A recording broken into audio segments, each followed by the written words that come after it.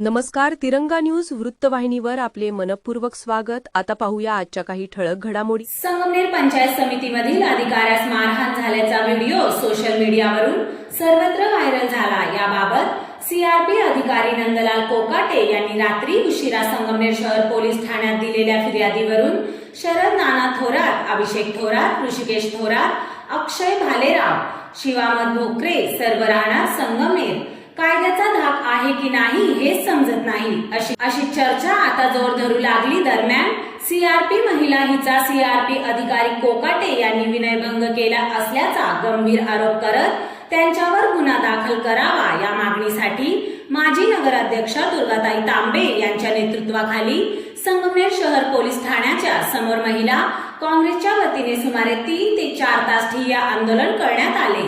CRP महिलेवर अन्याय करणाऱ्या अधिकाऱ्यांवर सुद्धा गुन्हा दाखल करावा आणि सखोल चौकशी करावी.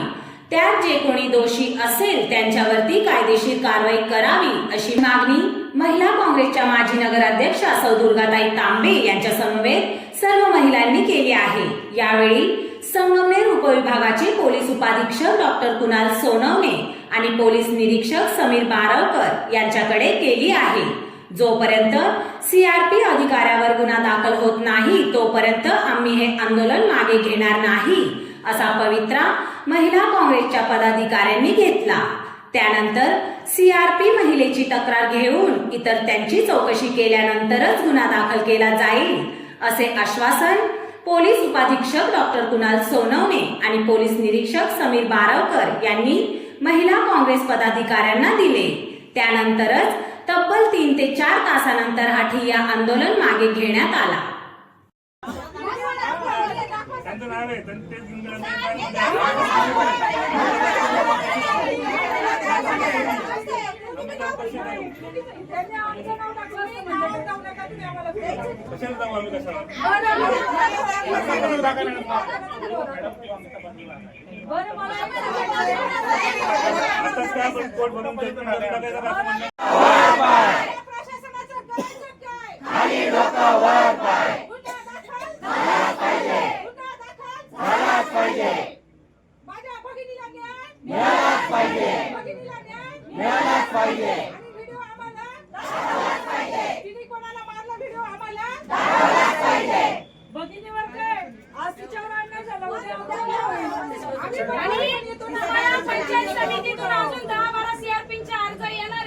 ज्यांना ज्यांना त्रास झाला ना ते येणारे तेव्हा बघू आम्ही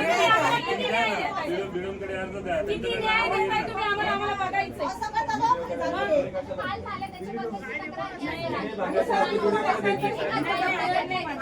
गुन्हा दाखल झाला नाही तर पुढच्या 8 दिवसात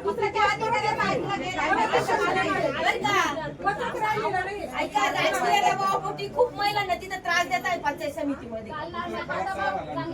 याचा आता अधिकाऱ्याने आया नाही, बहिणी नाही, बायका नाही, काहीच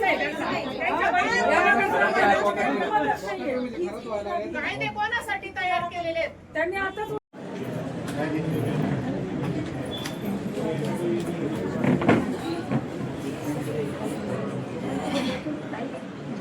ठीक आहे. आम्ही हा जो आज घेतला त्याची पण सविस्तर चौकशी करू आणि त्यांची तक्रार आहे तक्रार दाखल करू.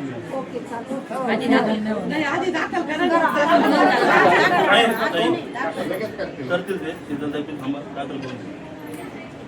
आम्ही इथं बाहेर बसतो तुम्ही दाखल नाही साहेब हरकत नाही. ताई इथं बसतील शीतलताई जातील. ताई थांबा शीतलताई जातील.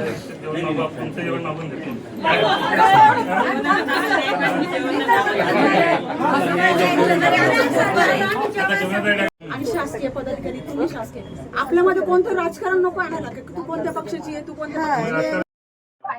आता मी स्वतः तिथं काम करते तर पहिलं असं नव्हतं.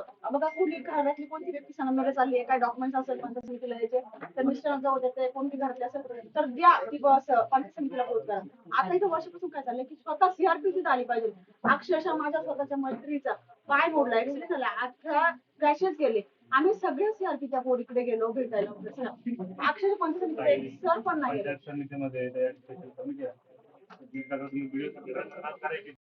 कोण आहे काल नव्हते आली अन्याय झालाय ना. काल आलेली म्हणजे ती विसरून जायचं कसं? आज गेलं पाहिजे ना मग. काल आलेली म्हणजे नाशिकमध्ये जे घडलंय त्याच्यामध्ये जे फायदे ओपन झालाय त्याला आता नाही मागतायत आणि मग ही कालची घटना आहे त्याच्याबद्दल तुम्ही आता नाही बोलताय. नाही आणि त्या काल पण येऊन गेल्या. काल पण आपण तक्रार अर्ज दिला त्यांच्याकडे. चुकीचं काल आलेली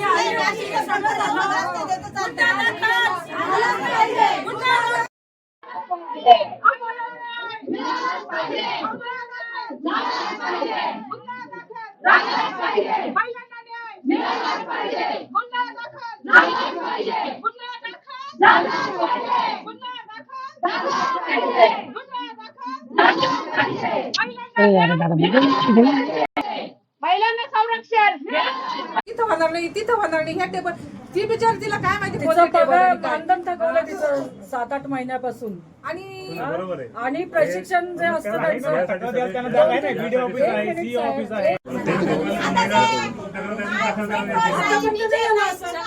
आतापर्यंत असं झालं नाही. असंच व्हायला लागले ना माझा हा मग असं काय होतंय? असंच होतंय ना आता असं काय होत आहे? काय नाही आम्हाला कसं काय माहिती? तुम्ही काय बोलताय? अधिकारी तुम्ही मग तुम्ही साहेब. बरोबर बोलतोय ना तुम्ही कोणाच्या तरी दबावाखाली. कशाला दबाव खाली सगळ्या शासकीय ऑफिस मध्ये ते व्हिडिओ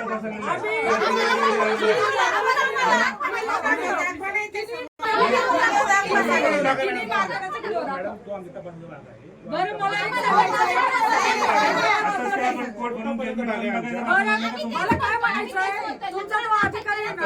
तुमचा तो अधिकारी आहे ना, त्याने मारहाणीचा गुन्हा दाखल केला ना. बरं तुम्ही त्याला विचारलं की बाबा तू मार का खाल्ला?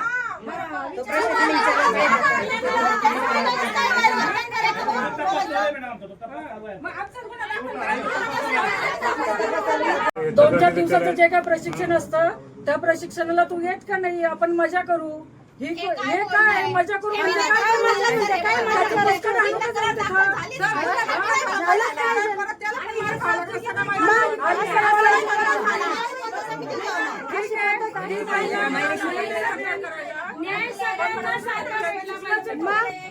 सगळ्यांना सारखा न्याय दिला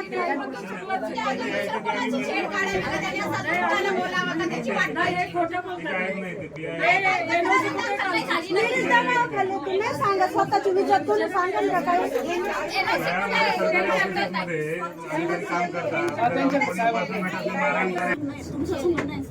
करतात बाकीच्या गोष्टी जाऊ काल ती महिला आली नाही, ती काल महिला ती आली सर. ती महिला काल आली होती, तुम्ही म्हणे काल तिने तक्रार दाखल केली नाही. आता तिच्याबद्दल जे बोललं गेलेलं आहे, आता तुम्ही जे असे बरेच केसेस असतात थोडेसे खराब, आता ते खराब तसं ते उदाहरण आहे. सरकार झालेली तक्रार आता एवढे महिला सरकारने बचत गट काढले. बचत गटात सगळ्या ग्रामीण भागातल्या महिला आहेत. माझ्या स्वतःच्या गावात 100 गट आहे आणि कोणतीही महिला कोणत्याही कामानिमित्त एकटी येतेच. आणि जर ती एकटी आली तर तिला असं विचारलं पाहिजे का तू एकटी का आली, तू कशाला कोणाला आणते, नवऱ्याला कशाला आणते. ती एकटी बिचारी ग्रामीण भागीत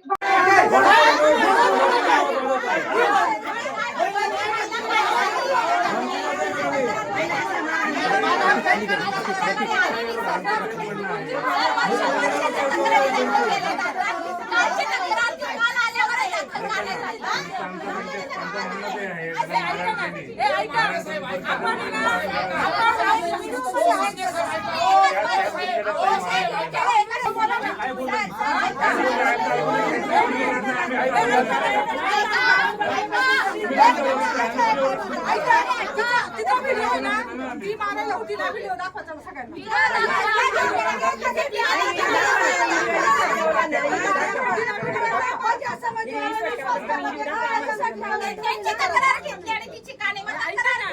आपण सगळ्या जणी व्हिडिओ बघू मारताना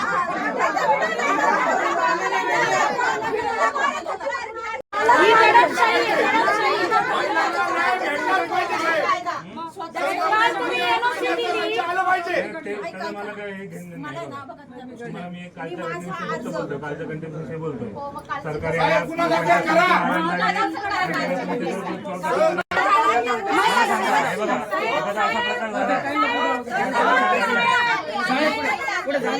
आत्महत्या करेपर्यंत त्याची वाट पाहणार आहे. महिलांनी आत्महत्या करेपर्यंतची वाट पाहणार आहे का? तुम्ही केलं मारणार का सगळ्यांना मग सरकारी ऑफिसमध्ये काही सांगू नका इथे नाही करायचं नाही करणार आम्ही कसं काय?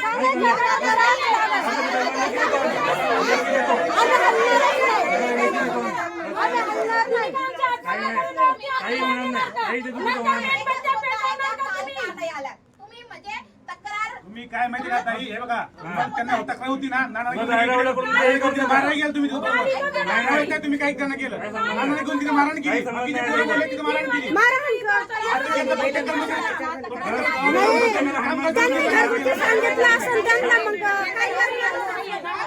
संगमनेरचा बिहार झाल्याशिवाय राहणार नाही महिलांना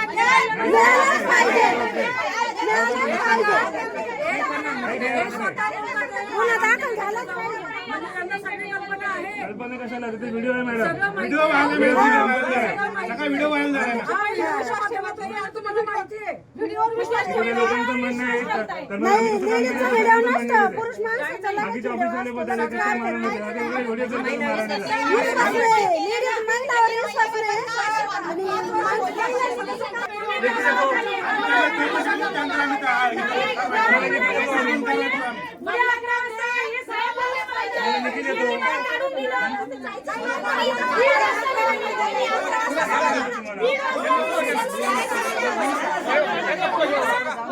तुम्ही कॅमेरे बंद करा.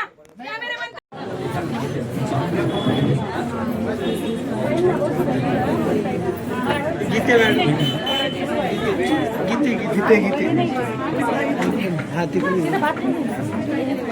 मी पोलीस स्टेशनमध्ये आलेलो आहोत आणि इथं पोलीस स्टेशनच्या ऑफिसमध्ये आम्ही बसलेलो आहोत की त्याचं महत्त्वाचं कारण म्हटलं तर आपल्या बचत गटाच्या ज्या CRP आहे संगमनेर तालुक्यामध्ये बचत गटांचं जाळं जवळजवळ 25-30 वर्षापासून अतिशय चांगल्या प्रकारचं काम चालतं आणि आपली जी CRP आहे त्या CRPला जवळजवळ 9-10 महिने झाले तिचं मानधन हे दिलं जात नाही आणि गेल्यानंतर ऑफिसमध्ये पंचायत समितीच्या तिच्याशी नीट वागत नाही किंवा ज्या ज्या बचत गटाच्या CRP जातात त्यांच्याशी ते अधिकारी अजिबात नीट बोलत नाही आणि आता जेव्हा ती CRP तिथं गेली आणि म्हटली की माझं मानधन तुम्ही का देत नाही आहे तर तिच्याशी अतिशय वाईट अशी वागणूक त्या ठिकाणी झाली. मी मुलाखतीमध्ये सांगू शकत नाही काय झालं ते कारण माहिती आहे की आपल्याला की सध्या कसं वातावरण स्त्रियांच्या बाबतीत आहे. स्त्रिया बिलकुल सुरक्षित राहिलेल्या नाही आणि बचत गटांच्या महिलांना वारंवार ऑफिसमध्ये बँकेमध्ये हे जाणं भाग पडतं.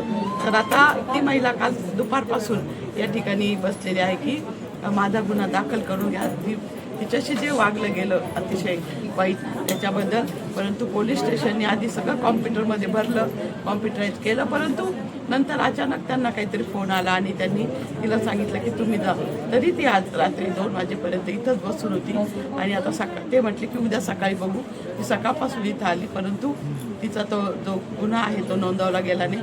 उलट तिच्या आणि त्यांच्यात विरोधी दुसऱ्यांनी ज्यांनी गुन्हा नोंदवला आणि अजिबात आता सगळ्या महिला सगळ्या गोळा झाल्या आणि सगळ्यांनी इथं पोलीस स्टेशनला आग्रह करतात की तुम्ही फक्त गुन्हा दाखल करा. जर तिची चूक असेल काही तर ठीक आहे ज्याची चूक आहे त्याचा गुन्हा आधी दाखल केला मग महिलांनी जगायचं कसं हा मोठा प्रश्न निर्माण झाला. आता महाराष्ट्रामध्ये 8-10 दिवस झाले आपण प्रकरण बघतोय. हे प्रकरण सुद्धा असंच दाबलं गेलं हे कुठंही त्या महिलांनी दिलं नाही.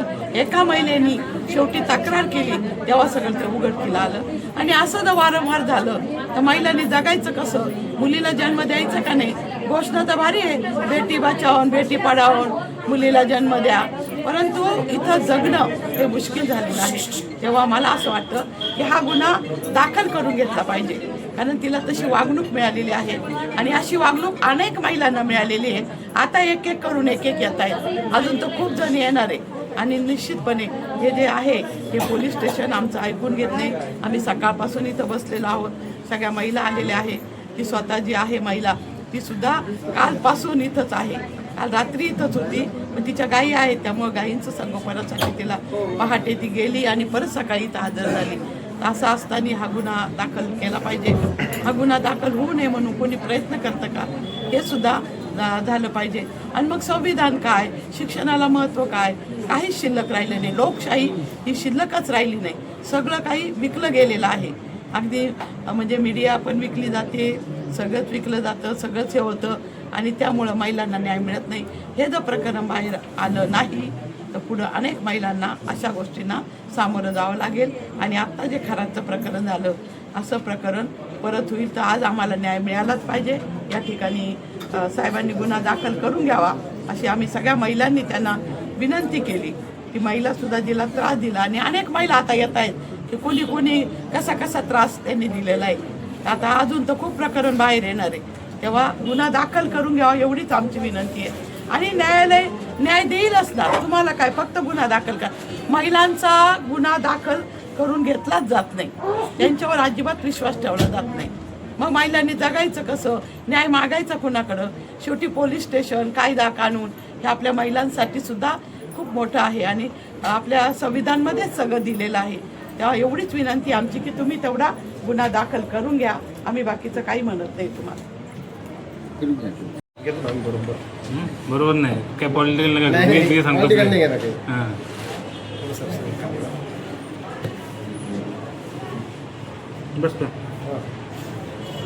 सर, काल पंचायत समितीमध्ये एका शासकीय अधिकाऱ्याला मारहाण झाली आहे. त्या प्रकरणी गुन्हा दाखल केला आहे. काय अधिक माहिती आहे? काल पंचायत समितीमध्ये शासकीय काम करत असताना तालुका अभियान व्यवस्थापक नंदलाल कोकाटे जे उमेदचे तालुका अभियान व्यवस्थापक आहेत त्यांना काही गटांनी मारहाण केलेली आहे. त्यांच्या दर्जाबाबतचे व्हिडिओसुद्धा मोठ्या प्रमाणावर व्हायरल झालेले आहेत. त्या अनुषंगाने संगमनेर शहर पोलीस स्टेशन येथे गुन्हा दाखल झालेला आहे. तसंच या प्रकरणी मारहाण करणाऱ्यांपैकी 2 आरोपीही अटक करण्यात आलेले आहेत. आज त्या महिलेने आपल्याचा विनयभंग झाल्याचा आरोप केला आहे आणि त्यांनी मोर्चा आणला आहे. काय अधिक माहिती आहे? सदरच्या जी तक्रार आहे त्याविषयी सुद्धा योग्य ती शहानिशा करून योग्य ती कारवाई करण्यात येईल. अशाच नवनवीन घडामोडी पाहण्यासाठी आजच आपल्या तिरंगा न्यूज यूट्यूब चॅनलला लाईक करा, सबस्क्राईब करा, तसेच अनेकांना ग्रुपमध्ये फॉरवर्ड करा. संपर्क राजेश जेधे 98 50 42 51 15.